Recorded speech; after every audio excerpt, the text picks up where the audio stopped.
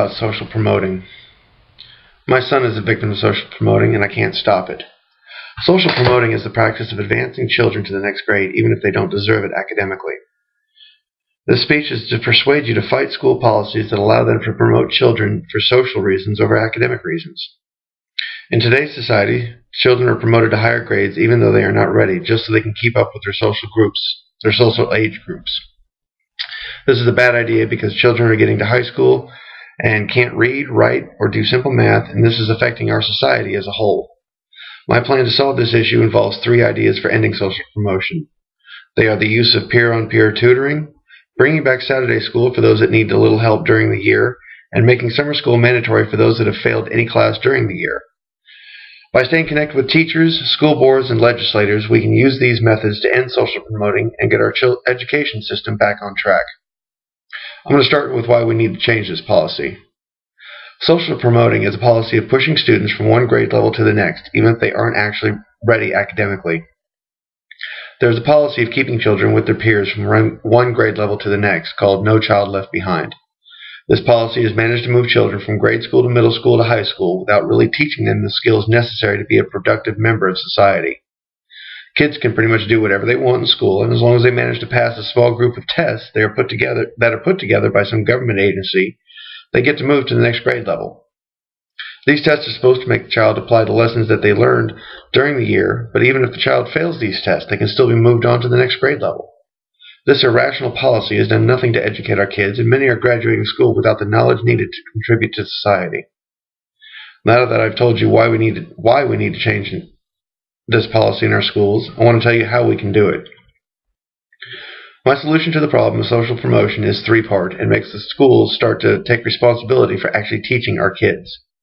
The first part of the solution is to pair up an academically prepared student with one that is not as well prepared to help them grasp the concept better, also called peer-to-peer tutoring.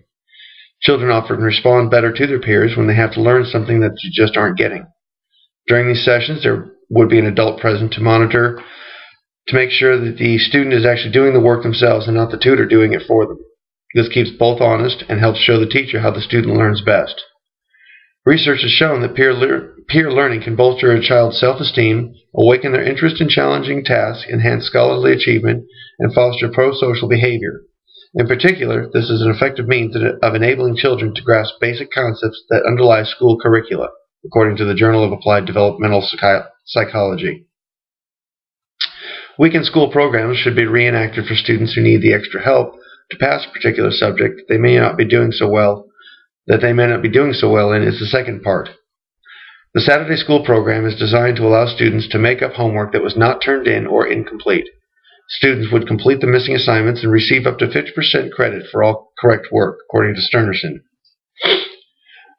Saturday school is typically used for children with behavior problems who are behind in work, but would be best used for children who are trying but just have a harder time getting something.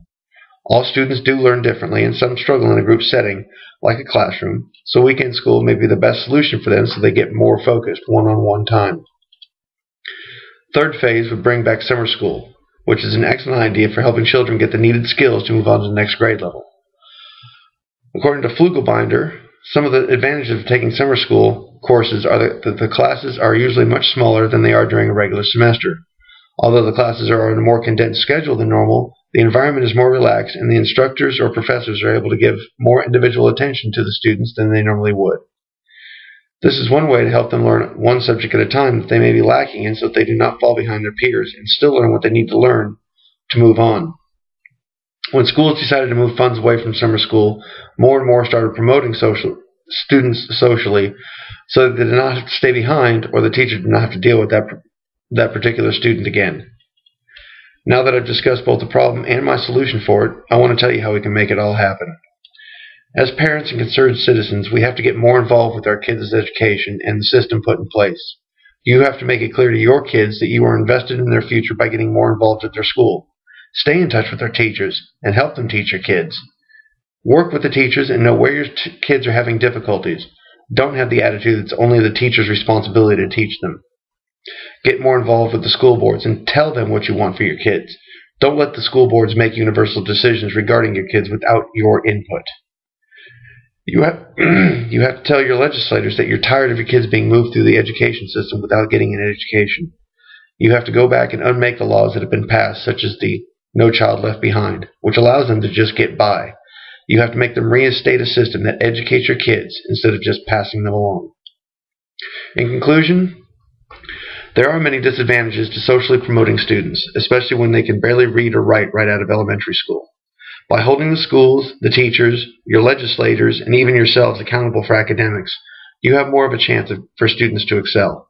You have to get more involved with your kids' education. You can't just expect someone else to do it for you. Remember, when we get old, it's those kids who will take over the running of our country and the taking care of us. And if they can't even read properly, how can they be expected to take care of us or our nation? Thank you.